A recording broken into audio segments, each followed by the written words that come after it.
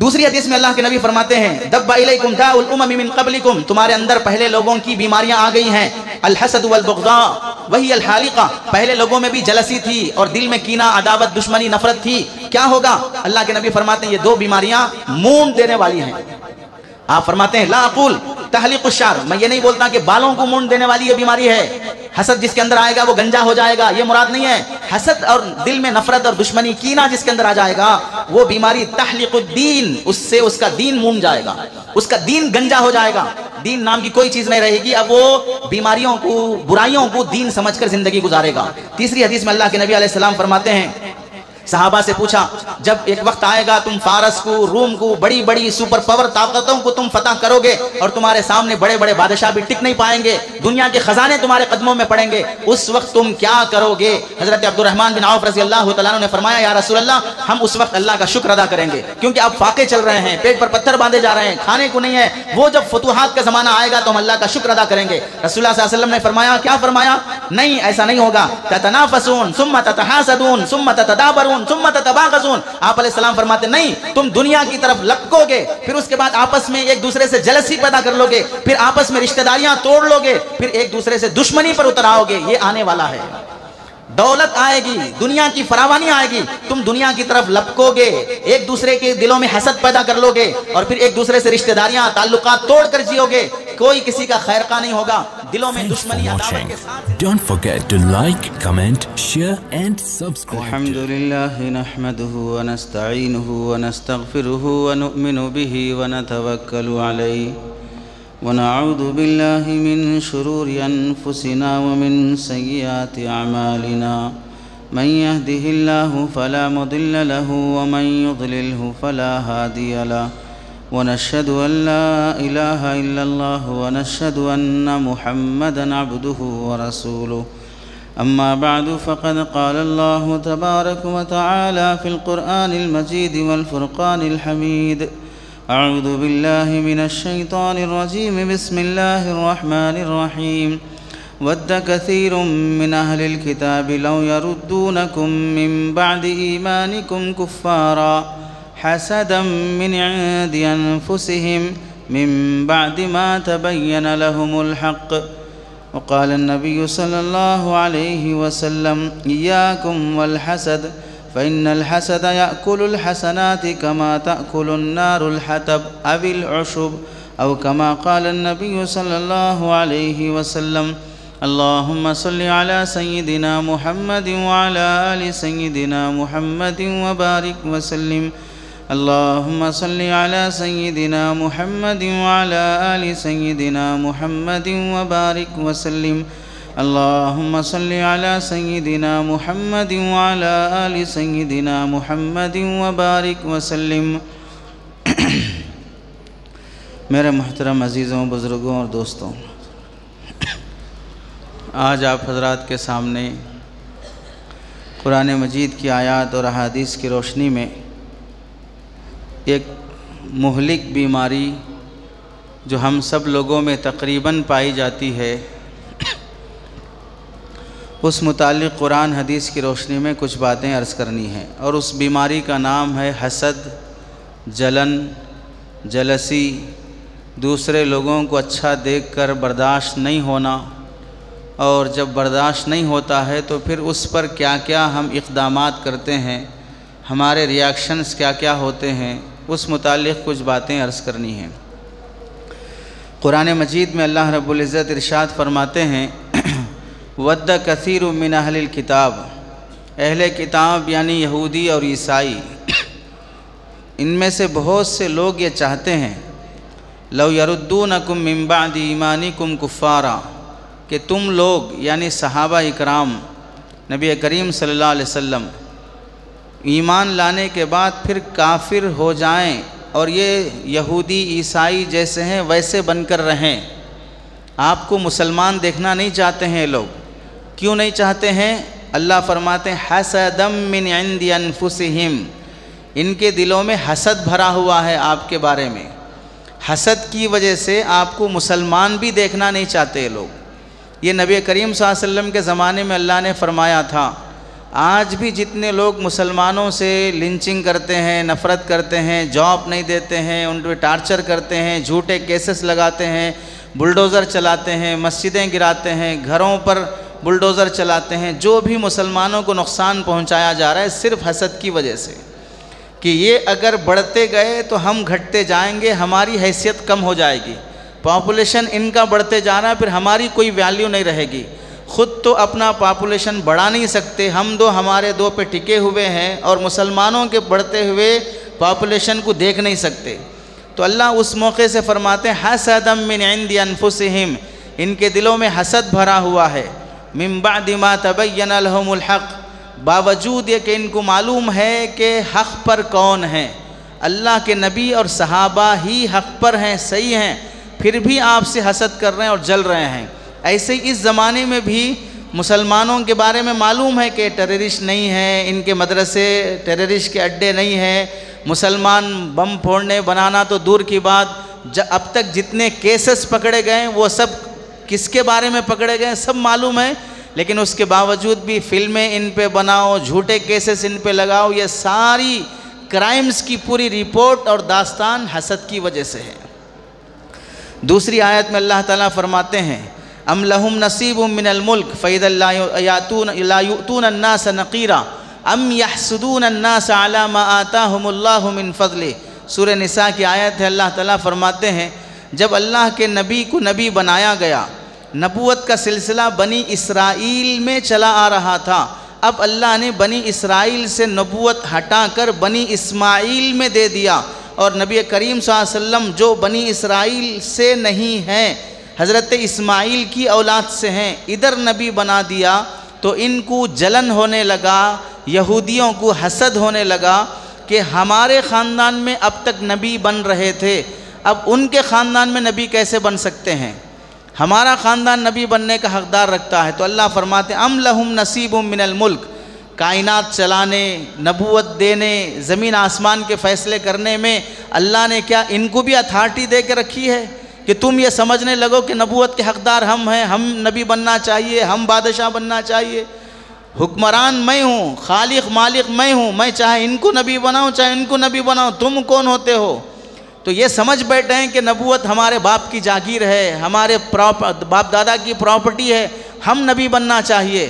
پھر اللہ فرماتے ہیں فَإِذَا لَا يُؤْتُونَ النَّاسَ نَقِيرًا، اور سچی بات یہ ہے کہ اگر ان کو حکومت مل بھی جائے تو ایک آدمی کو ایک گٹلی بھی صدقہ نہیں دیں گے، لوگ ایک گٹلی کے برابر بھی پیسہ تعاون کرنے تیار نہیں ہوں گے۔ ایسی کم ظرفی سے جینے والے لوگ بادشاہ بننے کی امید اور توقع رکھ رہے ہیں۔ آگے فرماتے ام یحسدون الناس علی ما آتاہم اللہ من فضلہ، یا یہ لوگ حسد کر رہے ہیں کہ اللہ نے اپنے بندوں میں اپنے فضل یعنی نبوت جس کو دیا ہے کیوں اس کو نبی بنایا۔ جیسے اس زمانے میں اللہ کے نبی بننے پر یہودیوں کو حسد تھا، ویسے آج کے زمانے میں بھی کسی بھی بندے کو کوئی بھی نعمت مل جاتی ہے جو ہمارے پاس نہیں ہوتی تو اس کے متعلق بھی بہت سے لوگوں کو حسد ہوتا ہے، اس کے پاس یہ نعمت کیوں ہے، اسے اللہ نے یہ کیوں دے دیا۔ یعنی گویا یوں کہنا چاہتے ہیں کہ اللہ کو بھی چاہیے یہ تھا، نعوذ باللہ، کسی کو بھی کوئی نعمت دینے سے پہلے ہم سے پوچھنا چاہیے تھا کہ اس کو ذاتی مکان دوں یا نہ دوں، اس کو جاب دوں یا نہ دوں، اس کو پراپرٹی دوں یا نہ دوں، اس کو پرسنالٹی دوں یا نہ دوں، اس کو خوبصورت بیوی دوں یا نہ دوں، اس کو اچھا مکان دوں یا نہ دوں، مجھ سے پوچھنا چاہیے کہ کیا دینا چاہیے۔ تو گویا کہ حسد کرنے والا اللہ کے فیصلوں پر اعتراض کر رہا ہے اور زبان حال سے کہہ رہا ہے کہ آپ کو کس کو کیا نعمت دینا چاہیے وہ آپ کو دینا نہیں آ رہا ہے، نعوذ باللہ۔ اس لیے حسد بہت بڑا گناہ ہے جو کفر تک پہنچا دیتا ہے، آدمی کو کافر بنا دیتا ہے۔ کسی کے پاس اچھی نعمت دیکھنے کے بعد دل میں رنج ہونا، غم ہونا، کیوں اس کے پاس یہ نعمت ہے، یہ آدمی کو کفر تک پہنچا دیتا ہے۔ تو اللہ فرماتے ہیں علی ما آتاہم اللہ من فضلہ، اللہ کا فضل ہے، اللہ جس کو جو دینا چاہتے ہیں دیتے ہیں۔ تیسری آیت میں فرماتے ہیں وَلَا تَتَمَنَّوْا مَا فَضَّلَ اللَّهُ بِهِ بَعْضَكُمْ عَلَى بَعْضٍ لِلرِّجَالِ نَصِيبٌ مِّمَّا اكْتَسَبُوا وَلِلنِّسَاءِ نَصِيبٌ مِّمَّا اكْتَسَبْنَ وَاسْأَلُوا اللَّهَ مِن فَضْلِهِ۔ 5ویں پارے کی آیت ہے سورہ نساء کے، اللہ فرماتے ہیں لا تتمنو، تمنا مت کرو، ما فضل اللہ بہ بعضکم علی بعض، اللہ نے تم میں سے کسی کو کسی پر فضیلت دی ہے، کسی کو کسی پر اچھی نعمتیں دی ہے، ایک کے پاس اچھی نعمتیں دیکھ کر اس کے جیسی نعمتوں کی تمنا مت کرو۔ کیوں؟ اللہ نے اس کے لیے وہ نعمت مناسب سمجھا تو اس کو وہ دیا، تمہارے لیے یہ نعمت مناسب سمجھا تو تم کو یہ دیا۔ کس کو اللہ نے کالا رنگ دینا چاہا تو کالا پیدا کیا، کسی کو گورا دینا چاہا گورا پیدا کیا، کسی کو ہائٹ دینا چاہا ہائٹ بنایا، کسی کو ناٹا بنانا چاہا ناٹا بنایا۔ یہ سب فیصلے اللہ کے ہیں۔ ایک دوسرے کے پاس موجود نعمتوں کی تمنا مت کرو۔ مردوں کے لیے جو ملنا ہے وہ مردوں کو ملے گا، عورتوں کو جو ملنا ہے وہ عورتوں کو ملے گا، ہر ایک کو اس کا حصہ ہے۔ یہ آیت کب نازل ہوئی؟ نبی کے زمانے میں بعض خواتین نے یہ تمنا کی کہ کاش ہم بھی مرد ہوتے۔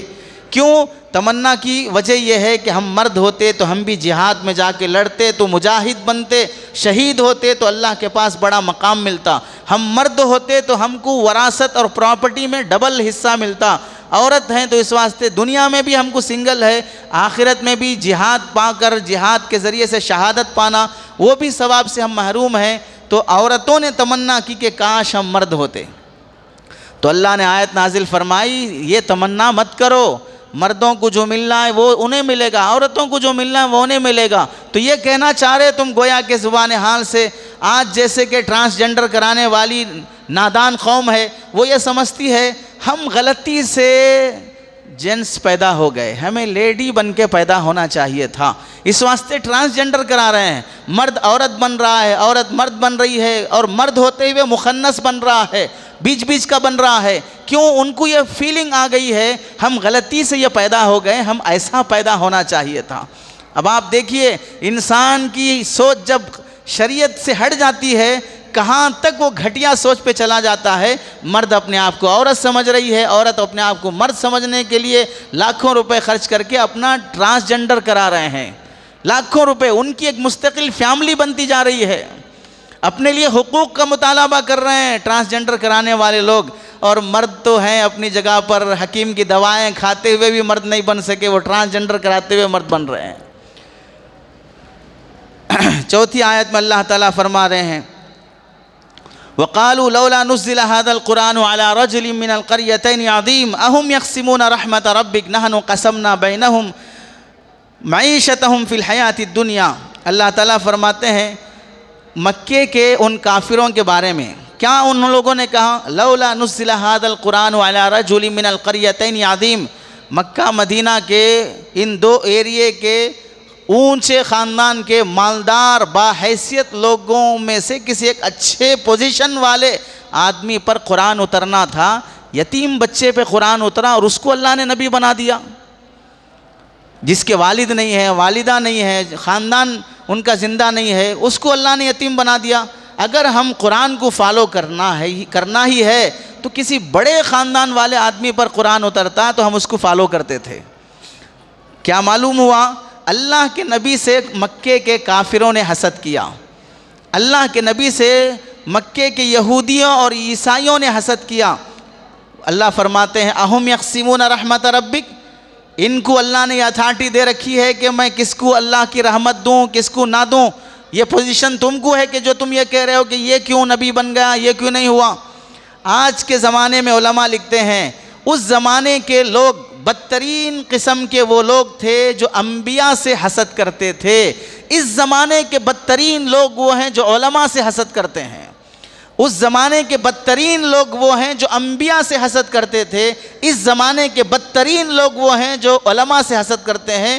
ہمارے سامنے کا بچہ ہمارے سے کم عمر ہے، بال سفید نہیں ہوئے ہیں، ہمارے سامنے جرات سے بولتا ہے، ہمیں سیدھی راہ دکھاتا ہے، ہمیں صحیح غلط کا فرق دکھاتا ہے۔ مطلب یہ ہے کہ صحیح غلط کا فرق دکھانے کے لیے ہمارے ہی باپ دادا کے خاندان میں سے کوئی بڑی پوزیشن والا ہونا چاہیے تھا، کہاں کا آ گیا، کون سے خاندان کا ہے، کس ذات کا ہے، اور ہمارے سامنے بیان کرنے لگا ہے۔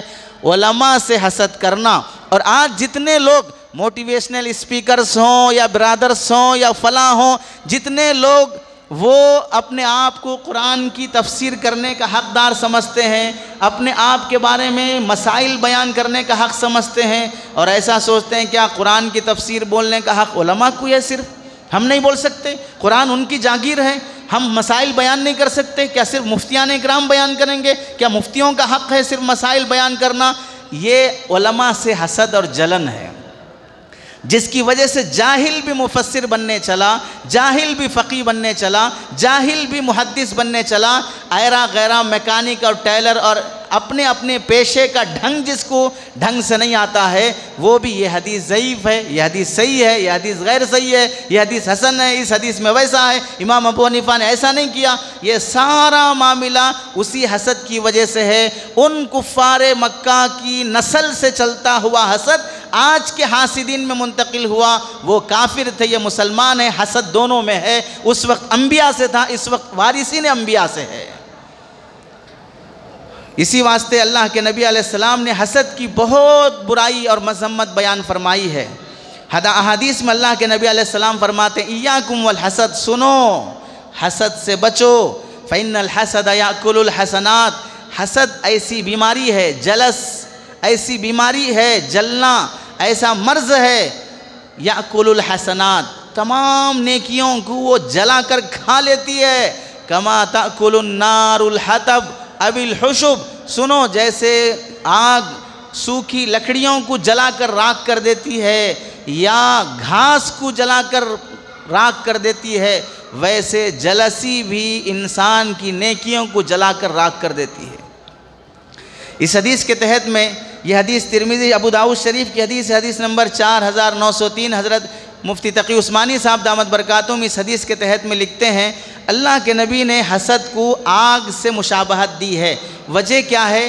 آگ کی خصوصیت یہ ہے، علماء لکھتے ہیں النار تأکل بعضها ان لم تجد ما تأکل، آگ کی خصوصیت یہ ہے آگ پہلے کسی اور چیز کو کھاتی ہے اور جلاتی ہے، اگر کھانے اور جلانے کے لیے کوئی دوسری چیز نہیں ملتی، آگ ایک دوسرے کو ہی کھاتی ہے۔ آگ کا ایک حصہ دوسرے حصے کو جلانا شروع کر دیتا ہے، جلتے جلتے جلتے جلتے آگ پھر بجھنا شروع ہوتی ہے، یہ آگ کی خصوصیت ہے۔ ویسے ہی جب کوئی انسان کے اندر جلسی کا مرض پیدا ہو جاتا ہے، پہلے وہ دوسروں کو نعمتوں کو دیکھ کر جلنا شروع ہوتا ہے، اب اگر جلنے کے لیے کچھ بھی نہ ہو پھر بھی اندر سے بے چین رہتا ہے، پریشان رہتا ہے، بے سکون رہتا ہے۔ حسد کرنے والے کو چاہے کوئی حسد کرنے کے لیے سامنے ہو یا نہ ہو، بیماری جب پیدا ہو جاتی ہے تو اندر خود گھٹتے رہتا ہے۔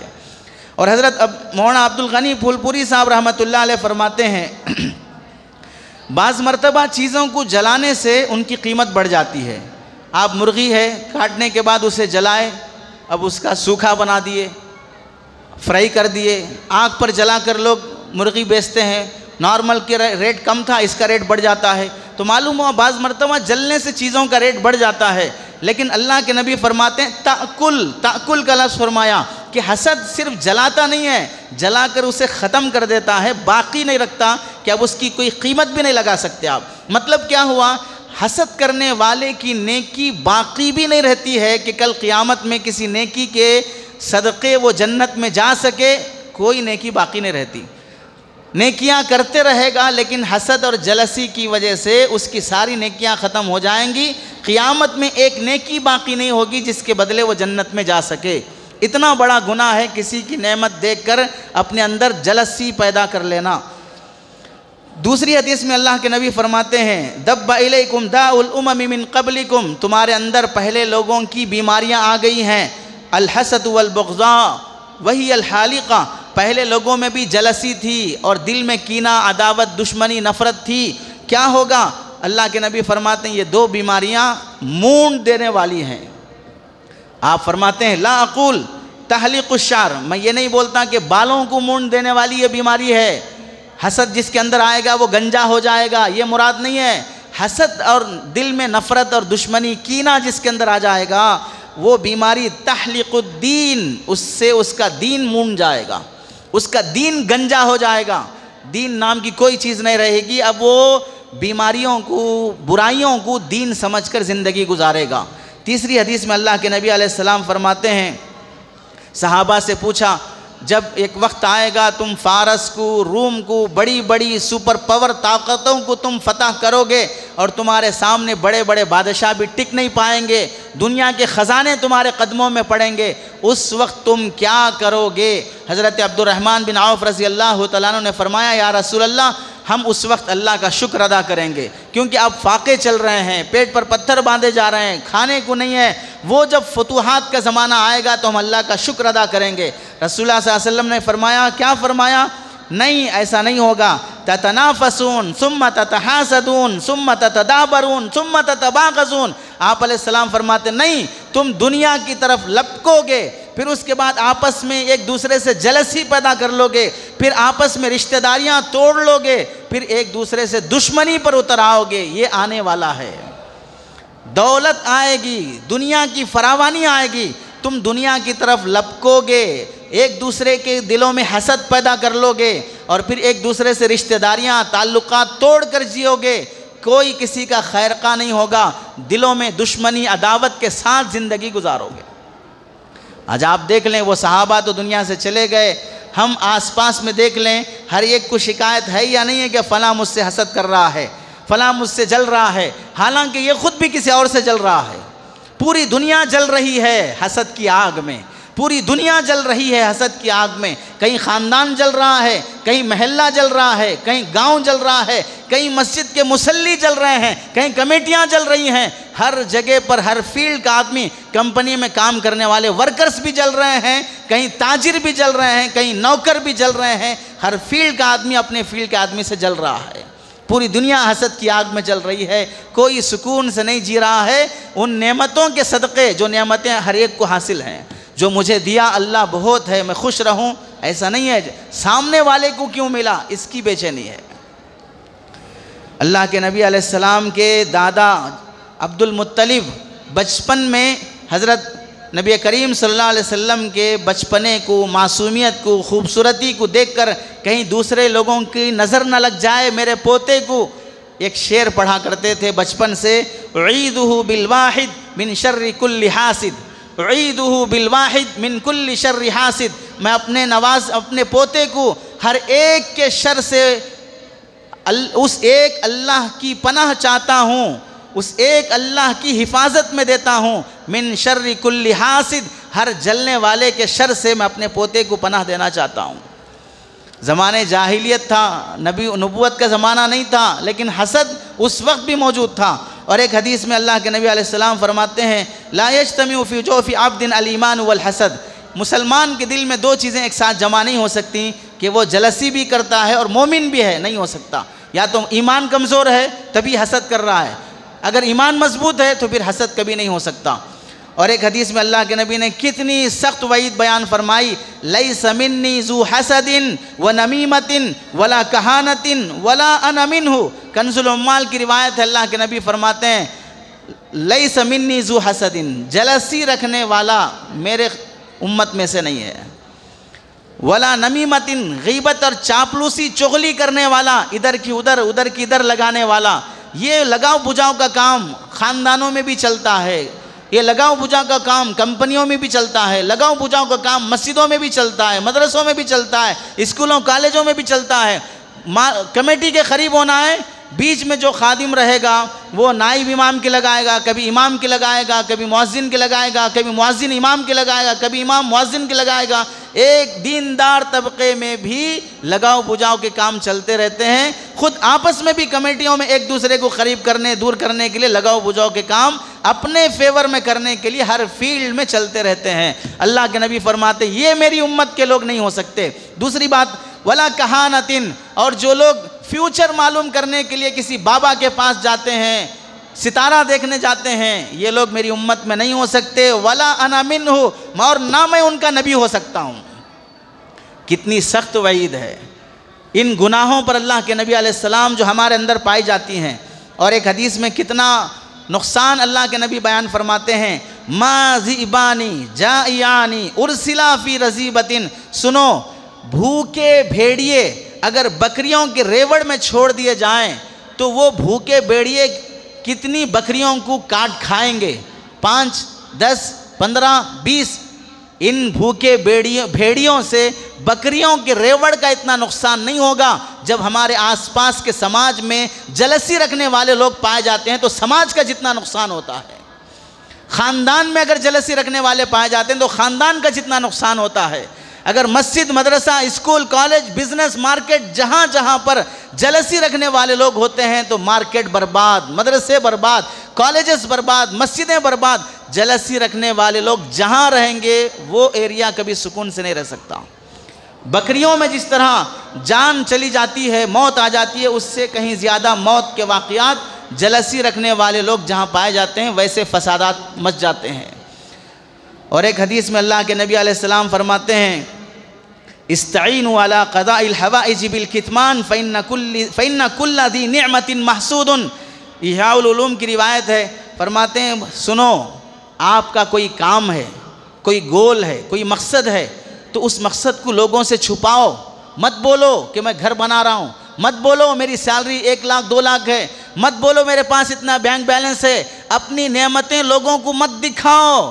لوگ دلوں میں حسد لیے پھر رہے ہیں، اپنے گول کو کامیاب کرنے کے لیے، سکسیس کرنے کے لیے اپنے مقصد کو چھپاؤ۔ چنانچہ حضرت یوسف علیہ السلام نے جب دیکھا 11 ستارے، چاند، سورج مجھے سجدہ کر رہے ہیں، اس خواب کی تعبیر کیا ہے؟ حضرت یعقوب علیہ السلام نے فرمایا بیٹے خواب کی تعبیر یہ ہے کہ تجھے یہ سجدہ کر رہے ہیں، ایک وقت آئے گا تو بادشاہ بنے گا۔ لیکن حضرت یعقوب نے بیٹے حضرت یوسف سے فرمایا یہ خواب اپنے بھائیوں سے بیان نہ کرنا، یہ خواب اپنے بھائیوں سے بیان نہ کرنا، اس واسطے کہ یہ خواب تمہارے بھائی سنیں گے تو تم سے حسد کرنے لگیں گے۔ معلوم ہوا انبیاء کی اولاد ہی کیوں نہ ہو وہ بھی حسد میں مبتلا ہو جاتی ہے، تو پھر ہم میں کا کیا حیثیت رکھتا ہے کہ یہ میرا دل صاف ہے، میں کسی سے حسد نہیں کرتا ہوں، یہ خود حسد کی دلیل ہے۔ صفائی وہاں دیتا ہے جہاں آدمی پہلے سے اندر گندا ہوتا ہے، کہتے ہیں چور کا شور پہلے، چور کا شور پہلے، جو چور ہوتا ہے پہلے شور مچاتا ہے، ہاں چیک کرو دیکھو کون چرایا دیکھو، حالانکہ خود چرا کے اندر رکھا رہتا ہے، لوگوں کو دکھانا چاہتا ہے کہ میں جب شور مچاؤں گا تو لوگ سمجھیں گے یہ نہیں چرایا ہے، ہمارے سپورٹ میں کھڑا ہے۔ اللہ کے نبی علیہ السلام ایک حدیث قدسی میں فرماتے ہیں ان اللہ انزل، ایک حدیث قدسی حضرت زکریا علیہ السلام جو اللہ کے نبی ہیں وہ فرماتے ہیں ان اللہ عز وجل یقول، اللہ تعالیٰ فرماتے ہیں الحاسد عدو نعمتی، حسد کرنے والا میری نعمتوں کا دشمن ہے، میں جو فیصلے کر رہا ہوں میرے فیصلوں کا دشمن ہے۔ اور پھر فرماتے ہیں وہ متسخط لقضائی، میرے فیصلوں پہ وہ ناراض رہتا ہے۔ اب آپ بتائیں حکومت کے فیصلے پہ ناراض رہے، حکمرانوں سے ناراض رہے اور کھل کر ناراضگی دکھائے تو ظاہر سی بات ہے نقصان اٹھانا پڑے گا۔ ویسے اگر اللہ کے فیصلوں سے ناراضگی دکھائے تو کہاں سکون سے جی سکتے ہیں؟ اللہ فرماتے ہیں غیر راض بقسمتی التی قسمت بین عبادی الدر المنصور جلد نمبر 8 صفحہ نمبر 692 فرماتے ہیں وہ میرے نعمتوں کی تقسیم پر راضی نہیں رہتا کہ میں کس کو کیا دے رہا ہوں۔ حسد کرنے والے، جلسی کرنے والے کو اچھا نہیں لگتا، اس کو یہ کیوں مل گیا، اس کو یہ کیوں مل گیا۔ ہر فیلڈ کے لوگوں کے حسد کا انداز الگ ہوتا ہے۔ ایک ڈاکٹر دوسرے ڈاکٹر سے حسد کرے گا، ایک ڈاکٹر میستری سے حسد نہیں کرے گا، ڈاکٹر اپنی فیلڈ میں حسد کرے گا، ایک بزنس مین اپنے بزنس مین سے حسد کرے گا، اس کی بھی کپڑے کی دکان، اس کی بھی کپڑے کی دکان، اب نہیں سیٹ ہوگا، اس کی بھی کرانہ کی دکان، اس کی بھی کرانہ کی دکان، اب نہیں سیٹ ہوگا، اس کی بھی کلینک، اس کی بھی کلینک، اب نہیں سیٹ ہوگا، اس کا بھی اسکول، اس کا بھی اسکول، اب سیٹ نہیں ہوگا۔ حسد ہر فیلڈ میں ہوتا ہے، حتیٰ کہ علماء نے لکھا ہے کہ علماء میں بھی حسد ہوتا ہے، یہ بھی امام میں بھی امام، اس کی قرات کیسی میری قرات کیسی، یہ بھی خطیب میں بھی خطیب، اس کا بیان کیسا میرا بیان کیسا۔ آدمی ایک دوسرے کی خوبیوں میں جلنا شروع کر دیتا ہے۔ یہ مرض کبھی بھی انسان سے خالی نہیں ہوتا الا یہ کہ وہ اس سے پاک ہونے کی کوشش کرے۔ اب جب ہم بول دیے کہ بھئی علماء میں بھی ہوتا ہے تو اب کوئی یہ بولے نہیں ہمارے اندر نہیں ہوتا تو پھر سمجھ لے کیا ہے۔ اسی واسطے ایک بزرگ علامہ ابن سماک رحمۃ اللہ علیہ فرماتے ہیں ان اللہ انزل سورۃ الفلق، اللہ نے قرآن مجید میں لاسٹ سے پہلے والی سورت وہ سورۃ الفلق نازل فرمایا، وجعلها عوذۃ لخلقہ من صنوف الشر، اور اللہ تعالیٰ نے اس میں مختلف برائیوں سے بچنے کی دعا سکھائی مخلوق کو۔ قل اعوذ برب الفلق من شر ما خلق ومن شر غاسق اذا وقب ومن شر النفاثات في العقد ومن شر حاسد اذا حسد، بہت سی چیزوں سے پناہ مانگتے ہوئے آخر میں اللہ نے سورہ ختم کیا حسد پر کہ حاسد کے حسد سے پناہ مانگو۔ فرماتے ہیں تمام برائیوں کی انتہا وہ حسد ہے، تمام برائیوں کی انتہا سب سے بڑی برائی وہ حسد ہے کہ اس سے پناہ مانگو، کیونکہ اللہ نے سورہ کی انتہا بھی حسد سے فرمائی، تو معلوم ہوا برائیوں کی انتہا بھی حسد ہے، اس سے بڑی برائی کوئی نہیں ہو سکتی ہے۔ حسد یہ انسان کے اندر پائے جانے والی کیا بیماری ہے؟ حسد کے سلسلے میں علماء فرماتے ہیں حسد کی حقیقت کیا ہے کہ کسی بھی بندے کی دینی، دنیاوی، علمی، عملی، جسمانی، روحانی، اخلاقی، مالی، سیاسی، ملکی، ملی کسی بھی نعمت کو دیکھنے کے بعد وہ نعمت اس کے پاس ہمیں اچھی نہیں لگنا۔ اس کے پاس یہ کیوں گاڑی ہے، اس کے پاس یہ موبائل کیوں ہے، اتنا اچھا موبائل ان کے پاس، مول صاحب رہ کے آئی فون 14 پرو میکس یوز کرتے ہیں، مول صاحب رہ کے 15 پرو میکس، مول صاحب رہ کے بلیٹ، مول صاحب رہ کے فور ویلر کار، مول صاحب رہ کے اتنا بھاری چشمہ، اتنے سیاسی لیڈروں کے جیسے کپڑے، برداشت نہیں ہوتا اللہ کی اس نعمت کو دیکھنا۔ اسی واسطے تنخواہ بڑھاؤ، کیا ضرورت ہے مول صاحب کو، اچھے اکرام سے عزت سے تو پیش آؤ، ہم سے ویلیو بڑھ جائے گی مول صاحب کی لوگوں کے سامنے۔ ہر فیلڈ میں اس طرح کی چیزیں ہوتی ہیں، یہاں ہوتی ہے نہیں ہوتی ہے نہیں، مطلقاً بات بولی جاتی ہے، عام بات کی جاتی ہے، تو کسی کی بھی کوئی بھی نعمت دیکھ کر ہمیں برداشت نہیں ہونا، یہ حسد کہلاتا ہے۔ چنانچہ علماء نے حضرت حکیم اختر صاحب رحمۃ اللہ علیہ فرماتے ہیں کسی کے عیش و آرام مزے کی زندگی کو دیکھ کر دل میں تکلیف ہونا، کیوں وہ مزے میں ہے، یہ حسد ہے۔ خوش ہونا، ہاں ماشاءاللہ ہمارا بھائی اچھا ہے، مزے میں ہے، یہ حسد سے پاک ہونا ہے۔ حسد کے بھی لوگوں نے درجے رکھے ہیں۔ علامہ نووی فرماتے ہیں ہوا تمنا زوال نعمت عن صاحبها سواء كانت نعمت دین او دنیا، کسی بھی آدمی کے پاس دین کی یا دنیا کی نعمت دیکھ کر اس کے ختم ہو جانے کی تمنا کرنا، یہ حسد میں آتا ہے۔ حسد کے علماء نے 3-4 درجے لکھے ہیں۔ حضرت مفتی تقی عثمانی صاحب دامت برکاتہم لکھتے ہیں حسد کے 3 درجے ہیں۔ پہلا درجہ کیا ہے؟ جس کے پاس کوئی اچھی نعمت دیکھی، دل میں خواہش ہوئی، وہ نعمت ختم ہو جانا، اس سے کچھ تو بھی ایسی مصیبت آنا، ایکسیڈنٹ ہو جانا، کیس ہو جانا، دشمن اس پر حاوی ہو جانا، کچھ تو بھی ہو کر اس کی نعمت ختم ہو جانا، چاہے وہ نعمت مجھے نہ ملے لیکن دوسرے کے پاس نہیں رہنا۔ جیسے بہت سی مرتبہ فلموں میں ولن کا رول دیکھے ہوں گے کہ بتاتے ہیں یہ اگر میری نہیں ہوئی تو کسی کی نہیں ہو سکتی، ویسے ہی رہتا ہے کہ اگر یہ نعمت مجھے نہیں ملی تو پھر کسی کو نہیں ملے گی، یہ رول حسد والا رہتا ہے ہم سب لوگوں میں۔ یہ پہلا درجہ ہے کمینے پن کا، خساست کا، نچلی اور غلیظ گھٹیا ذات والے ہونے کا کہ مجھے نعمت ملے یا نہ ملے لیکن اس کے پاس نہیں ہونا چاہیے، یہ بہت گھٹیا درجہ ہے۔ دوسرا درجہ ہے وہ نعمت چھن جائے اس کے پاس سے اور مجھے مل جائے۔ تو پہلے میں کیا تھا مجھے ملے یا نہ ملے، اب دوسرے میں کیا ہے اس سے چھن جانا مجھے مل جانا، یہ بھی حسد ہے، ناجائز اور حرام ہے۔ تیسرا درجہ کیا ہے کہ اس کے پاس بھی رہے مجھے بھی ملے، یہ حسد نہیں ہے، یہ رشک ہے، غبطہ ہے۔ اچھی چیز ہے کہ فلاں کے پاس اچھی نعمت ہے، اللہ اس نعمت کو اس کے پاس سلامت رکھے، اللہ سے مانگے اللہ مجھے بھی وہ نعمت دے دے، یہ ہونا چاہیے انسان میں۔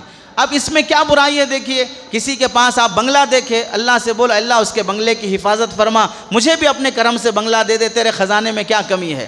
کسی کو آپ مالدار دیکھے، کسی کو علم والا دیکھے، کسی کو مال والا دیکھے، جو نعمت تمہیں پسند ہو اس نعمت کی سلامتی کی دعا کے ساتھ اپنے لیے بھی وہ نعمت مانگنا کوئی برائی نہیں ہے۔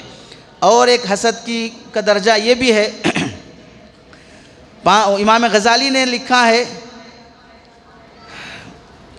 حسد کا ایک درجہ یہ ہے کہ آدمی یہ تمنا کرنا کہ مجھے فلاں نعمت ملنا چاہیے، نہیں ملی مجھے وہ نعمت، کسی کو بھی نہیں ملنا چاہیے، یہ بھی حسد کا ایک درجہ ہے۔ چنانچہ اس متعلق لکھتے ہیں وَدُّوا لَوْ تَكْفُرُونَ كَمَا كَفَرُوا فَتَكُونُونَ سَوَاءً، کیا بہترین استدلال ہے۔ یہ مکے کے کافر چاہتے ہیں کہ صحابہ بھی کافر ہو جائیں، کیوں چاہتے ہیں؟ فَتَكُونُونَ سَوَاءً، اب پورے ایریے میں کافر ہی کافر رہیں گے۔ بالکل اسی طرح اس کے پاس دولت ہے، مجھے دولت چاہیے، نہیں ملی تو کوئی ہمارے ایریے میں مالدار نہیں رہنا تاکہ ہم سب برابر کے غریب رہیں، مجھ سے کوئی بڑا نہیں ہونا۔ اگر مجھے ڈگری چاہیے لیکن مجھے ڈگری نہیں ملی، ہمارے خاندان میں بھی کوئی ڈگری والا نہیں ہونا تاکہ ہمارا پورا خاندان الٹریٹ کا رہے، ان پڑھوں کا رہے۔ تو اپنا کوئی گول ہے وہ حاصل نہیں ہوا تو اپنے اس گول کو کسی کو پانے بھی نہیں دینا، یہ بھی حسد کا درجہ ہے۔ پانچواں درجہ جو چھپا ہوا رہتا ہے، جسے لوگ سمجھتے ہیں کہ حسد نہیں ہے لیکن وہ حسد ہے، وہ کیا ہے؟ کسی کے پاس بھی کوئی بھی اچھی نعمت دیکھنے کے بعد دل میں یہ رنج ہونا یا تکلیف ہونا، اس کے پاس یہ نعمت کیوں ہے، بس یہ بھی حسد میں داخل ہے۔ چنانچہ اللہ فرماتے ہیں ان تمسسکم حسنۃ تسئہم وان تصبکم سیئۃ یفرحوا بہا، اگر تمہیں کوئی اچھی نعمت ملتی ہے تکلیف ہوتی ہے، کیوں ان کو اچھی نعمت ملی ہے، اگر کوئی پریشانی ہوتی ہے خوش ہوتے ہیں، ہاں اچھا ہوا، ایسا ہی ہونا چاہیے تھا۔ یہ بھی حسد کا درجہ ہے جس میں عام لوگ مبتلا رہتے ہیں۔ ہمارا کوئی بھی خاندان کا کوئی آدمی پریشان ہو گیا، مصیبت میں ہے، اچھا ہوا ایسا ہی ہونا تھا۔ یہ تمنا، یہ خوشی کسی کی مصیبت کو دیکھ کر، یہ حسد ہے جو حرام اور ناجائز ہے۔ اب یہ حسد رکھتے ہوئے کیا کیا نقصانات ہوں گے آگے بیان کریں گے۔ حضرت عمر رضی اللہ تعالیٰ عنہ کیا فرماتے ہیں؟ ما من احد عنده نعمت الا وجدت له حاسدا، سنو جس کے پاس بھی کوئی بھی نعمت ہوگی اس کا حسد کرنے والا ضرور پیدا ہو جائے گا۔ حتیٰ کہ حضرت عمر رضی اللہ تعالیٰ عنہ فرماتے ہیں وَلَوْ كَانَ الْمَرْءُ أَقْوَمَ مِنَ الْقِدْحِ لَوَجَدَتْ لَهُ غَامِزًا، دلیل السائلین جلد نمبر 179، فرماتے ہیں اگر کوئی آدمی سماج میں تیر کی طرح بالکل سیدھا ہے، کوئی عیب نہیں اس کے اندر، پھر بھی اس کی غلطیاں اور عیب نکالنے والے پیدا ہو جاتے ہیں۔ کئی کچھ سیدھا ہے، یہ میری طرح کچھ تو بھی ٹیڑھا ہونا چاہیے، میری طرح کچھ تو بھی ہٹا ہونا چاہیے، میری طرح کچھ تو بھی نکلا ہوا ہونا چاہیے۔ سیدھے آدمی کا سیدھا پن بھی لوگوں کو پسند نہیں ہوتا، اس میں بھی انگلیاں کرنے والے پیدا ہو جاتے ہیں۔ کون فرماتے ہیں؟ حضرت عمر رضی اللہ تعالیٰ عنہ فرماتے ہیں۔ اب دیکھیں ہم یا تو سیدھے بنیں یا تو سیدھے لوگوں میں انگلیاں نکالنے والے بنیں، کون کیا بننا چاہتا ہے اس کی مرضی ہے۔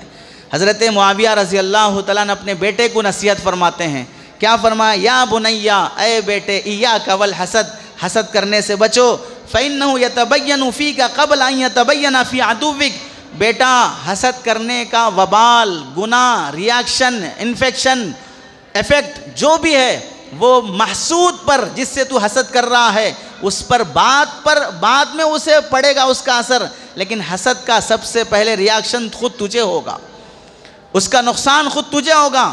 کیوں؟ جس سے تو حسد کر رہا ہے اس کی نعمت کو نقصان بعد میں پہنچے گا، لیکن اندر سے تو جب جلنا شروع ہوتا ہے تو تو بیمار ہونا شروع ہو جائے گا، تو پریشانی اور بے سکونی کی زندگی جیے گا۔ اس واسطے حسد مت کر۔ اسی واسطے کہا جاتا ہے یکفیک من الحاسد انہ یغتم فی وقت سرورک، نظرۃ النعیم کی روایت ہے، نظرۃ النعیم کا مقولہ ہے، فرماتے ہیں حاسد کی سزا کے لیے، جلس رکھنے والے جلس کی سزا کے لیے کافی ہے کہ جب تم خوش رہو گے اسے تکلیف ہوتی رہے گی۔ اگر تم اپنے حاسد کو سزا دینا چاہتے ہو، ہمیشہ خوش رہو، تمہارا خوش رہنا اسے پریشان کرتا رہے گا۔ حاسد کو سزا دینے کی ضرورت نہیں ہے، مزے سے جیتے رہو، تمہارے مزے میں اسے تکلیف، تمہاری خوشی میں اسے غم، تمہاری راحت میں اسے پریشانی، تم خوشی سے رہو، وہی اس کے لیے سزا ہے۔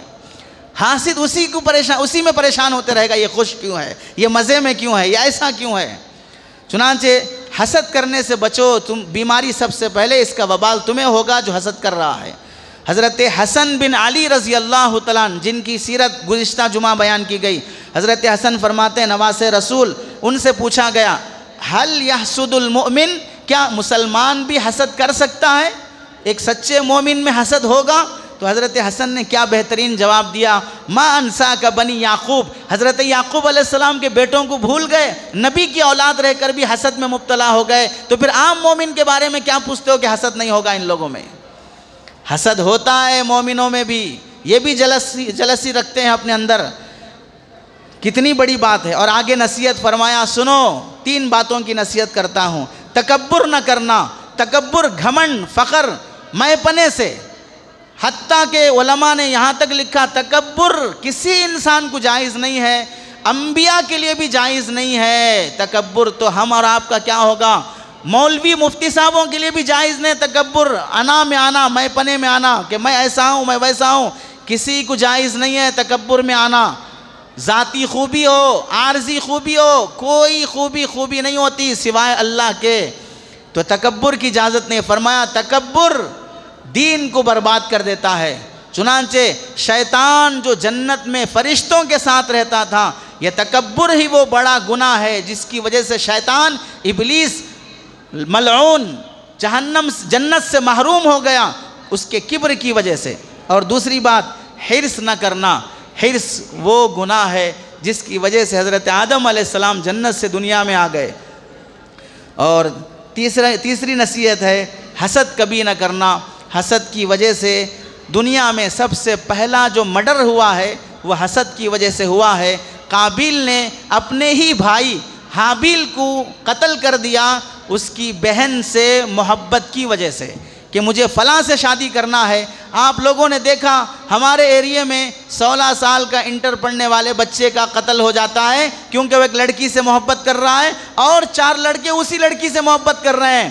مر گیا سماج، گھاس کھا رہے ہیں ماں باپ جب یہ دیکھ رہے ہیں کہ ان کی بیٹی اسکول کالج جا رہی ہے، 5 لڑکے ایک لڑکی کے عاشق بنے ہوئے ہیں، اور اس کی چکر میں ایک لڑکے کا مرڈر ہو جاتا ہے، اور یہ پورے کرائم کرنے والے مسلمان شمار ہوتے ہیں۔ تو بتائیے ہم اپنی بیٹیوں کو پڑھنے بھی جا رہے ہیں، بے حیائی کے اڈوں میں بھی جا رہے ہیں۔ یہ وہی حسد تھا جو قابیل کے اندر پایا گیا، جو اپنی شادی کی خاطر اپنے ہی بھائی کا مرڈر کر دیا تھا۔ دنیا کا پہلا مرڈر حسد کی وجہ سے ہوا ہے۔ ابن سیرین رحمۃ اللہ علیہ فرماتے ہیں، بڑے عالم ہیں، خواب کے معبر ہیں، صحابہ بھی ان سے خواب کی تعبیر پوچھنے آتے تھے۔ فرماتے میں نے کبھی حسد نہیں کیا۔ وجہ کیا ہے؟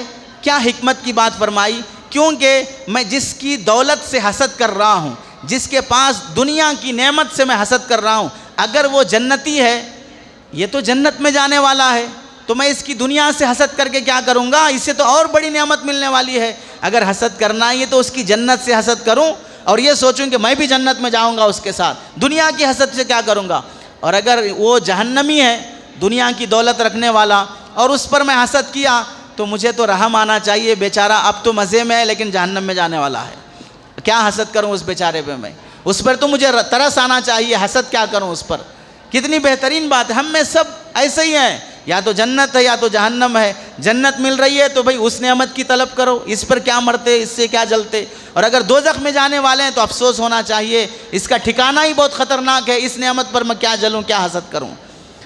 چنانچہ حضرت عون بن عبداللہ رحمۃ اللہ علیہ نصیحت فرماتے ہیں، دنیا کا پہلا گناہ تکبر ہے جو شیطان نے کیا، اور دنیا کا پہلا قتل حسد ہے جو قابیل نے کیا۔ اس واسطے تکبر سے بھی بچو اور حسد سے بھی بچو۔ شیطان کی نصیحت اپنے چھوٹے چھوٹے شیطانوں کو کیا کرتا ہے؟ الزواجر، علامہ حیثمی لکھتے ہیں، ابغو من بنی آدم البغی والحسد۔ سنو، مسلمانوں کے اندر، انسانوں کے اندر ایک تو دشمنی نفرت عام کرو اور دوسرا حسد عام کرو۔ یہ دو اتنے بڑے گناہ ہیں، فَإِنَّهُمَا يُعَدَّانِ عِنْدَ اللَّهِ الشِّرْك۔ یہ دو اتنے بڑے گناہ ہیں جو اللہ کے نزدیک شرک کے برابر ہیں۔ انہیں پوجا پاٹ میں اگر مبتلا نہیں بھی کر سکے، حسد میں، جلسی میں اور نفرتوں میں، دشمنیوں میں مبتلا کر دو، یہ دو گناہ اللہ کے نزدیک شرک کے برابر ہیں، بس مسئلہ حل ہو جائے گا، ان کو جہنم میں بھیجنے کا کام آسان ہو جائے گا۔ شیطان اپنے چھوٹے چھوٹے شیاطین کو نصیحت کر کے بھیجتا ہے۔ اب دیکھیں کتنا بڑا گناہ جس میں ہم مبتلا ہوتے جاتے ہیں۔ حسد کیوں کرتا ہے انسان؟ علماء لکھتے ہیں حسد کرنے کی پہلی وجہ ہے دل کے اندر کینہ ہونا، نفرت ہونا، دشمنی ہونا۔ کسی سے جلسی ہے، دشمنی ہے، اب میں بدلہ نہیں لے سکتا، تو دل میں خواہش ہوگی کوئی دوسرا اس سے بدلہ لینا، یہی حسد ہے۔ دشمنی کی وجہ سے حسد پیدا ہو جاتی ہے۔ دوسرا، نااہلی، میں اس کے جیسا نہیں بن سکا، یہ اب میرے جیسا بن جانا، میں اس کے جیسا نہیں بن سکا، یہ میرے جیسا بن جانا، اپنی نااہلی کی دلیل ہوتی ہے کسی سے حسد کرنا۔ تیسری وجہ ہے حسد کی تکبر ہے۔ حسد کرنے والا سمجھتا ہے میں ہمیشہ بڑا رہنا، میری عزت ہونا، میرا پاور رہنا، میرا چلنا، اب میرے سامنے کوئی مجھ سے بہتر، مجھ سے ٹاپ پہ چلتے ہوئے دکھ رہا ہے، برداشت نہیں ہوتا۔ تکبر بھی وجہ ہے حسد کرنے کی۔ اسی وجہ سے کفار مکہ نے اللہ کے نبی سے حسد کیا، ہمارے سامنے کا یتیم بچہ ہے، ہم پر نبی بن کے آ گیا، ہم بڑے ہیں، سردار قریش ہیں، مکے کے سردار ہیں، اگر نبی بنانا تھا تو اللہ کو ہم کو نبی بنانا تھا، سرداروں کو چھوڑ کر یتیم بچے کو نبی بنا دیا۔ اپنا انا اور تکبر ہے جس کی وجہ سے آدمی حسد میں مبتلا ہو جاتا ہے۔ چوتھی چیز ہے معاصرت، ہم اثر ہونا۔ ایک زمانے کے لوگ، ایک کالج کے لوگ، ایک بزنس کے لوگ، ایک اسکول کے لوگ، ایک مدرسے کے لوگ، ایک مسجد کے لوگ، ایک کمیٹی کے لوگ، یہ سب آپس میں ایک جگہ ہونے سے بھی حسد پیدا ہونا شروع ہو جاتا ہے۔ چنانچہ حضرت علامہ سید سلیمان ندوی رحمۃ اللہ علیہ لکھتے ہیں کہ اگر آدمی ایک پیشے میں رہتا ہے تو ایک پیشے والا اپنے ہی پیشے والے سے حسد کرنا شروع ہوتا ہے۔ چنانچہ دیکھو، ہماری بیویوں کو دوسروں کی بیویوں سے حسد نہیں ہے۔ ہاں کب ہوگا؟ جب آپ کی اور ایک بیوی آ جائے گی تو اب زوجیت میں آ گئے، دو سوکن کو سوکن سے حسد ہوتا ہے، سوکن کو دوسرے کی بیوی سے حسد نہیں ہوتا ہے۔ ساس بہو میں حسد ہوگا، دیورانی جٹھانی میں حسد ہوگا، چونکہ دو بھائیوں کی ایک بیویاں ہیں، وہ بھائیوں میں جب حسد ہوتا ہے تو جٹھانی اور دیورانی میں بھی حسد ہوگا۔ بڑا بھائی چھوٹے بھائی سے، چھوٹا بھائی منجلے بھائی سے اگر حسد کرتا ہے، ان کی بیویوں میں بھی حسد ہوگا۔ حسد ایک جگہ رہنے والی فیملیز میں حسد پایا جاتا ہے۔ چنانچہ علماء لکھتے ہیں، دفتر میں کام کرنے والے، اسکول میں، کالج میں، ہاسپٹل میں، فلم انڈسٹری میں، ایک جگہ پر جہاں کام کرتے ہیں ان سب میں آپس میں حسد پایا جاتا ہے۔ حتیٰ کہ اللہ معاف فرمائے، مدرسے میں بھی کام کیا جاتا ہو، علماء میں بھی ہوتا ہے، کالجز میں کام کیا جاتا ہو، ایک پروفیسر، ایک ٹیچر، وہ آگے بڑھ رہا ہے، بچے اس کو زیادہ چاہ رہے ہیں تو دوسرے ٹیچر سے برداشت نہیں ہوتا ہے۔ ایک جگہ پر کام کرنے والے لوگوں میں حسد بہر صورت پایا جاتا ہے۔ چنانچہ ہم نے یہ بھی دیکھا مسجد کی کمیٹی کے احبابوں میں کہ سب مل کر دین کی اور مسجد کی خدمت کے لیے ہیں، لیکن اگر دیکھتے ہیں کہ کمیٹی میں فلاں کا نام آگے آ رہا ہے، وہ اچھا کام کرتے ہیں، کمیٹی میں وہ ایک دو لوگ ہیں اچھا ہیں، دوسروں کا برداشت نہیں ہوتا کہ ہمارا نام نہیں آ رہا، ان کا نام آ رہا ہے۔ اس واسطے کام اچھا بھی کر رہے ہوں تو بھی انگلیاں نکالیں گے، کون؟ باہر والے نہیں، خود اپنے احباب ہی، ساتھ رہنے والے ہی۔ ہر جگہ پر یہ مرض پایا جاتا ہے۔ جب دیندار طبقہ محفوظ نہیں ہے تو دنیا دار کا کیا کہا جائے گا۔ اسی واسطے کسی شاعر نے بہت اچھی بات کہی، آج کل مشہور چل رہے ہیں، کہتے ہیں دل میں بغض پیٹ میں حرام، دل میں بغض پیٹ میں حرام اور طواف پہ طواف، دل میں بغض پیٹ میں حرام اور طواف پہ طواف، کعبہ خود چکر میں ہے کہ یہ لوگ کس چکر میں ہیں۔ یہ دینداروں کے اندر بھی پایا جاتا ہے تو پھر حال کیا ہوگا بتائیے۔ اسی طرح جس کے اندر مال کی محبت ہوتی ہے وہ بھی حسد میں مبتلا ہو جاتا ہے۔ رشتہ داریاں یہ محبت کا بڑا سبب ہیں۔ بھائی بھائی، چچیرا بھائی، ممیرا بھائی، خلیرا بھائی، فلاں بھائی، اگر خاندان میں بھی کوئی ذاتی مکان والا، اچھی پراپرٹی والا بن گیا، دوسرے خاندان کے لوگوں کو ہی برداشت نہیں ہوتا، اکیلا آگے بڑھ گیا، ہم کو نہیں پوچھتا، نہیں دیکھتا، نہیں کرتا، حالانکہ قرضے بھی دو، شادیوں میں مدد کرو، پریشانیوں میں مدد کرو، گھر بلا بلا کے دعوتیں کرتے رہو، پھر بھی حسد ختم نہیں ہوگا۔ علماء نے لکھا حتیٰ کہ اگر حسد کرنے والے کی جوتیاں تم اپنی داڑھی سے صاف کرو تو بھی اسے سکون نہیں ملے گا۔ اب آپ بتائیے کیا ہوگا؟ کچھ بھی کر دو، حسد ختم ہونے والی چیز نہیں ہے، الا یہ کہ تم مر جاؤ تو وہ خوش ہوگا، تم پریشان ہو جاؤ تو خوش ہوگا۔ اس واسطے کبھی کبھار اپنے کو، اپنی نعمتوں کو چھپانا بھی پڑتا ہے تاکہ لوگ سمجھیں کہ معمولی قسم کا آدمی ہے، تاکہ حاسدین پیدا نہ ہو۔ اس واسطے علماء لکھتے ہیں، حضرت ابو موسیٰ اشعری رضی اللہ تعالیٰ عنہ فرماتے ہیں، کیا فرمایا؟ مر ذوی القربات ان یتزاوروا ولا یتجاوروا، رشتہ داروں سے کہو کبھی کبھار آتے رہو لیکن قریب میں، پڑوس میں مت رہو۔ پڑوس میں رہو گے تو بھی حسد پیدا ہو جائے گا۔ پڑوسی سے جلتا ہے، دور والے سے نہیں جلتا ہے۔ پڑوسی سے جلتا ہے، دور والے سے نہیں جلتا۔ اسی واسطے دیکھو ہم میں کتنے لوگ ہیں، کبھی امریکہ کے صدر سے جلے، کبھی اسرائیل کے صدر سے جلے، کبھی کسی ملک کے صدر سے جلے، نہیں جلے ہیں، اپنی مسجد کے امام سے جلے ہیں۔ اپنی مسجد کے خطیب سے جلے ہیں، اپنے علماء سے جلے ہیں، ساتھ رہنے والوں سے جلسی ہوتی ہے، دور رہنے والوں سے جلسی نہیں ہوتی ہے۔ اس لیے کہا رشتہ داروں سے کہو دور رہو، آتے جاتے رہو، یہ قربتیں ہمارے لیے عدوتوں کا ذریعہ بن جاتی ہیں۔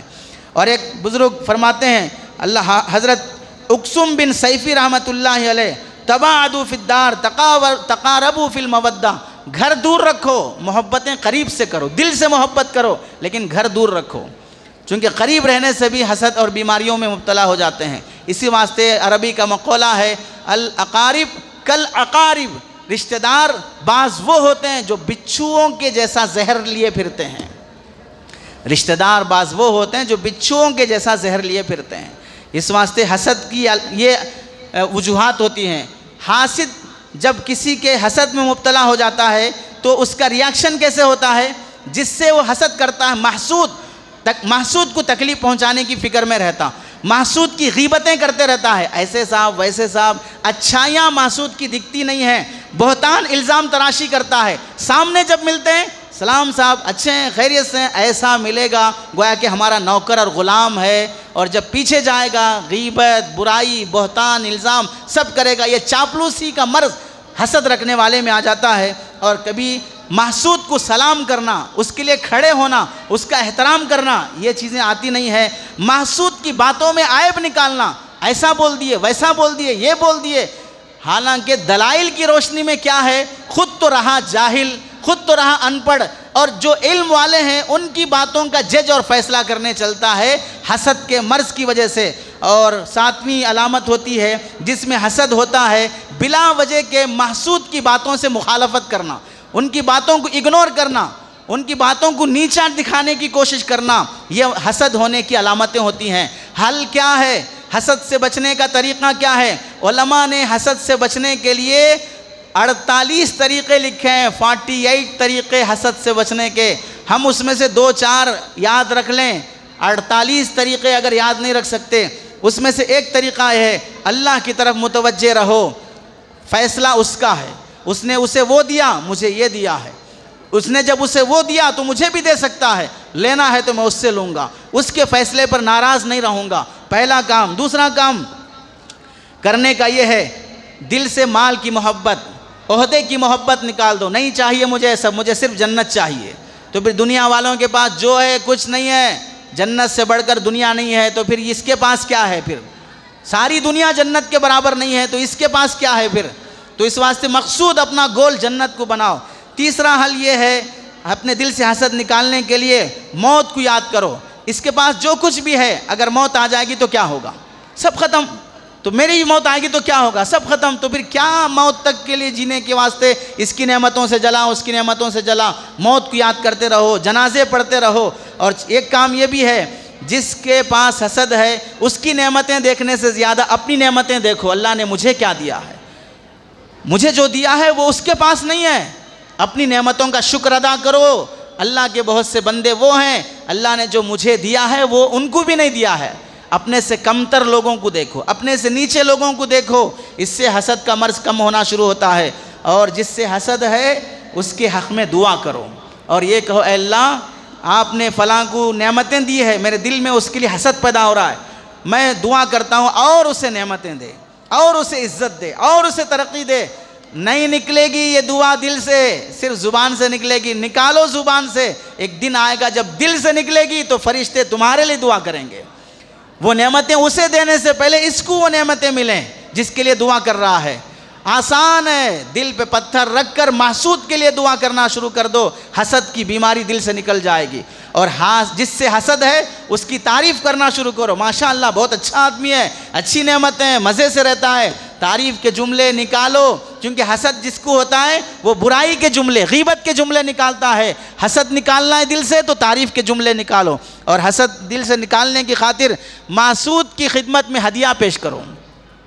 جس سے حسد ہے اور لے جا کے ہدیہ میری طرف سے یہ بھی رکھ لیجئے آپ، دل نہیں مانے گا لیکن دو اپنی حسد کی بیماری نکالنے کے لیے، اس کی جوتیاں سیدھے کر دو، اس کے لیے کھڑے ہو جاؤ، آگے بڑھ کے سلام کرو، مصافحہ کرو، احترام کرو، عزت سے پیش آؤ، لوگوں کے سامنے تعریف کرو۔ یہ ہوتا ہے دل سے حسد نکالنے کا راستہ۔ دل میں اللہ کو جگہ دینا ہے، دل سے حسد نکالنا ضروری ہے۔ دل میں اللہ کو جگہ نہیں دو گے تو پھر حسد لا محالہ دل میں باقی رہے گا۔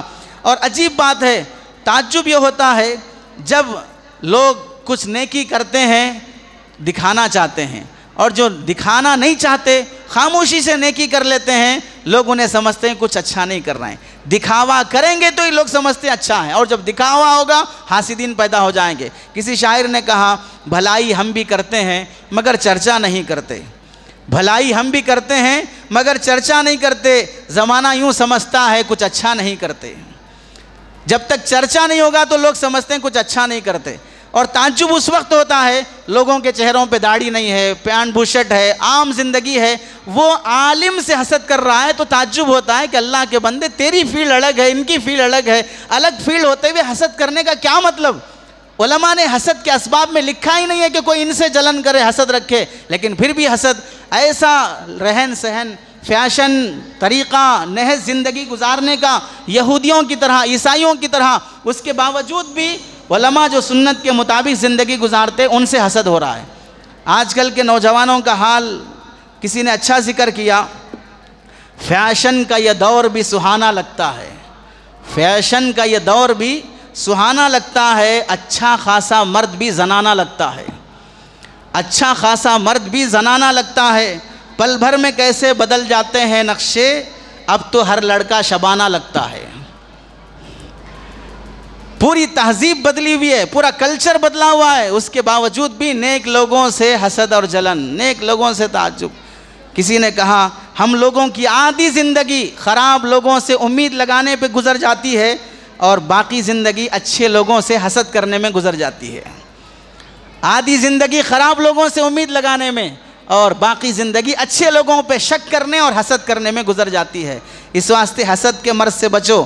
ایک واقعہ ہے حسد کے بارے میں، خلیفہ عبد الملک بن مروان نے حجاج بن یوسف سے پوچھا تمہارے اندر کیا کیا عیب ہیں تھوڑا بتاؤ۔ کس سے پوچھ رہے ہیں؟ حجاج بن یوسف سے، کیونکہ حجاج بن یوسف ظالم بھی تھا اور ہر انسان کو اپنی عیب اور اپنی برائیاں جسے اتنا معلوم ہوتی ہیں دوسروں کو اپنی برائیاں نہیں معلوم ہوتی۔ تو حجاج بن یوسف نے پہلے کہا نہیں بولوں گا، کہا شرافت سے بول تیرے اندر کیا کیا برائیاں ہیں، صف لی عیوبک، اپنے عیب بیان کرو۔ تو حجاج نے کہا انا لحوہن، انا لدودن، انا حقودن، انا حسودن، میں ضدی قسم کا آدمی ہوں، میں جھگڑالو قسم کا آدمی ہوں، میں کینہ پرور آدمی ہوں، اور میرے اندر سب سے زیادہ حسد بھرا ہوا ہے۔ یہ چار باتیں حجاج بن یوسف نے اپنے بارے میں کہی تو خلیفہ عبد الملک بن مروان نے کہا ما فی ابلیس شر من ھذا، ارے اللہ کے بندے ابلیس میں بھی اتنی برائیاں نہیں تھی جتنی تیرے اندر ہے، شیطان بھی اتنا برا نہیں تھا جتنا تو برا ہے، جھگڑالو ہے، ضدی ہے، اڑیل ہے، کینہ پرور ہے، حسد رکھنے والا ہے، ابلیس سے بھی بڑھ گیا تو گناہ رکھنے میں اور برائیاں اپنے اندر پالنے میں۔ اسی واسطے کہا جاتا ہے اللہ کے نبی علیہ السلام نے فرمایا ایک دن محفل میں ایک آدمی ہے جو جنت میں جانے والا ہے، صحابہ سن کر خوش ہو گئے، وہ ابھی آئے گا مسجد میں، حضرت سعد رضی اللہ تعالیٰ عنہ آئے۔ دوسرے دن محفل لگی، پھر فرمایا ایک آدمی آئے گا جو جنت میں جائے گا، تو پھر دوسرے دن وہی حضرت سعد آئے، تیسرے دن وہی خوشخبری، وہی حضرت سعد۔ حضرت عمر بن عاص رضی اللہ تعالیٰ عنہ حضرت سعد کے گھر گئے، 3 دن آپ کا مہمان بننا چاہتا ہوں، 3 دن مہمان رہے۔ کس نیت سے؟ اللہ کے نبی نے 3 دن ان کے جنتی ہونے کی بشارت دی ہے، کیا نیکی کرتے ہیں دیکھوں تاکہ میں بھی وہ نیکی کرنے والا بن جاؤں۔ طلب تھی صحابہ میں نیکی کی، طلب عیب جوئی کی نہیں تھی، انگلیاں کرنے کی نہیں تھی، کسی کی ٹانگ کھینچنے کی نہیں تھی۔ تو حضرت عمر بن عاص گئے، 3 دن مہمان بنے، معلوم نہیں ہوا تو پوچھا بھائی تمہارے لیے 3 دن جنت کی بشارت ملی، کیا خوبی ہے بتاؤ۔ وہ خوبی ہمیں اپنے اندر لانے کی کوشش کرنا چاہیے۔ کیا فرمایا؟ لا اجد فی نفسی لأحد من المسلمین غشا ولا احسد احدا علی خیر آتاہ اللہ ایاہ۔ یہ الترغیب کی حدیث سے فرماتے ہیں میں اپنے دل میں کسی مسلمان کے لیے نفرت اور کینہ نہیں رکھتا، اور کسی کے پاس کوئی بھی نعمت جو موجود ہے اس کے بارے میں حسد نہیں کرتا۔ بس یہ 2 نیکیاں میرے اندر ہیں، دل میں کینہ نہیں، نفرت نہیں کسی کے لیے، اور کسی کی نعمت سے مجھے حسد اور جلسی پیدا نہیں ہوتی، یہ میرے دل کی خوبی ہے۔ اور ایک سبق آموز واقعہ دیکھیے. ایک 100 سال کی عمر والے بوڑھے آدمی کو دیکھا گیا. 100 سال ہو گئے لیکن عمر جسم مضبوط جوانوں کی طرح ہے. تو اس سے پوچھا گیا آپ 100 سال کے ہیں لیکن اتنے ہٹے کٹے جوان ہیں، یہ کیسے؟ تو فرمانے لگے ترکت الحسد فبقی الجسد، ترکت الحسد فبقی الجسد، میں نے جلنا چھوڑ دیا تو میرا جسم ہمیشہ، میری پرسنالٹی زبردست رہی. اس واسطے کہ جلتا ہے تو اندر سے گھلتا ہے. میں گھلا نہیں، اس واسطے پرفیکٹ ہوں، اپنی جگہ پر مضبوط ہوں. اس واسطے حسد چھوڑ دو. سفیان ابن عیینہ رحمۃ اللہ علیہ فرماتے ہیں عبداللہ بن عروہ رحمۃ اللہ علیہ سے پوچھے بھائی آپ مدینہ کیوں نہیں آتے؟ تو وہ تابعین ہیں، کیا فرماتے ہیں اب مدینے میں ایسے لوگ رہ گئے جو دوسروں کی نعمتوں سے جلتے ہیں، اس واسطے میں وہاں آنا نہیں چاہتا. کیا فرمایا؟ جلنے والے کے سماج میں مت رہو، جلنے والوں سے قریب مت رہو، ان سے دوستیاں مت کرو. یہ تمہارے دلوں، تمہارے حسد کی وجہ سے تمہیں اچھا دکھا کر تمہیں پیچھے سے نقصان پہنچاتے رہیں گے. امام ابو حنیفہ رحمۃ اللہ علیہ پر لوگوں نے حسد کیا ان کے زمانے میں. جب حسد کیا تو کیا ہوا؟ اتنا دیکھیے مکاری حسد کرنے والوں کی. امام ابو حنیفہ کو پھنسانا چاہا حسد کرنے والے. رات میں جب امام ابو حنیفہ عشاء کی نماز پڑھ کے جاتے، ایک بیوہ عورت سے بات کیا اپنے گھر میں کسی بہانے سے ابو حنیفہ کو اندر بلا لو. پلان کر لیا. ابو حنیفہ جانے لگے، عورت آئی، گھر میں ایک میت سکرات کی حالت میں ہے، تھوڑا آپ آگے کلمہ پڑھا دیں. امام ابو حنیفہ گئے، دیکھا کوئی میت نہیں ہے. آس پاس لوگ جو حاسدین تھے آگے گھر گھیر لیے اور اچانک دروازہ کھولا. کیا بات، آپ اجنبی عورت کے ساتھ ایک بیوہ خاتون کے گھر میں کیا کر رہے ہیں رات کے ٹائم پہ؟ دونوں کو پکڑ کے پولیس کو رشوت کھلا کر لے جا کے جیل میں ڈال دیا. صبح بادشاہ کے سامنے پیش کریں گے کہ آپ جس کو بڑا فقیہ سمجھ رہے ہیں اس کا حال دیکھیں، وہ بیوہ عورتوں کے گھروں میں راتوں میں جاتا ہے.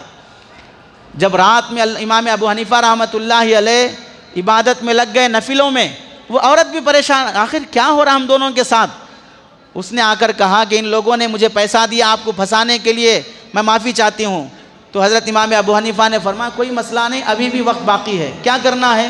جیلر سے جا کے کہو میرے گھر میں دودھ پیتے چھوٹے بچے ہیں، میں گھر جا کے صبح تک آ جاتی ہوں. یہ بول کر جاؤ اور پھر صبح ہونے سے پہلے آ جاؤ. چلی گئی. صبح ہونے سے پہلے آئے. صبح محفل حکمران بادشاہ کے سامنے دونوں کو پیش کیا.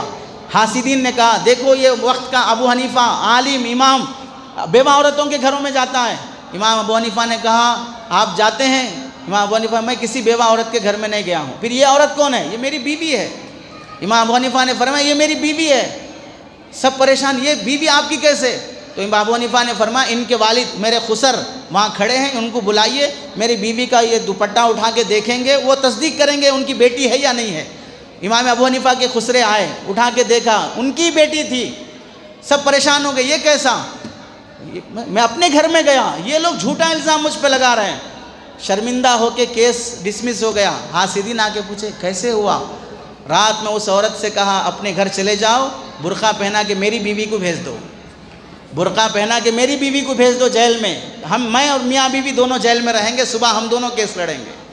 حاسد حسد کرنے والا کبھی کامیاب نہیں ہو سکتا ہے. اسی واسطے ایک دیہات کے رہنے والے کا کیس ایک بادشاہ کے سامنے آیا، جھوٹا موٹا الزام لگایا گیا. تو بادشاہ نے کہا کہ لاؤ اس کی کیا کیا قصور اور غلطیاں ہیں لاؤ. حاسدین برائیاں پیش کرتے ہیں. جب برائیاں سب سامنے آئے تو دیہاتی آدمی اپنے پورے کچے چٹھے کو ایک کتاب میں لکھ کے لایا. پوری کتاب لے کر کہا محترم ہاں اقرؤ کتابیہ، یہ لو میری کتاب پڑھ لو. تو حکمران نے کہا یہ آیت قیامت کے بارے میں ہے، اب نہیں ہوگا فیصلہ اس کا، یہ کتاب قیامت میں پڑھی جائے گی. تو اعرابی کہنے لگا آج کا دن قیامت سے بھی بدتر ہے، اس واسطے کہ قیامت کے دن بھی انسان کے اچھے اور برے کا فیصلہ کرنے کے لیے اچھائیاں بھی لائی جاتی ہیں، برائیاں بھی لائی جاتی ہیں، لیکن آپ کے ان کارندوں نے، حاسدوں نے میری صرف برائیاں پیش کی ہیں، اچھائیاں پیش نہیں کی ہیں. آج کا دن قیامت سے بھی بدتر ہے. اس واسطے کہ جب کسی کے سامنے آدمی حسد کا مرض میں مبتلا ہوتا ہے تو دوسرے کی برائیاں ہی بتاتا ہے، اس کی اچھائیاں نہیں بتاتا، اس کی خوبیاں نہیں بتاتا. اس واسطے حسد کی بیماری سے توبہ کریں. اللہ سے دعا ہے کہ اللہ عمل کی توفیق نصیب فرمائے. آمین. وآخر دعوانا ان الحمد للہ رب العالمین.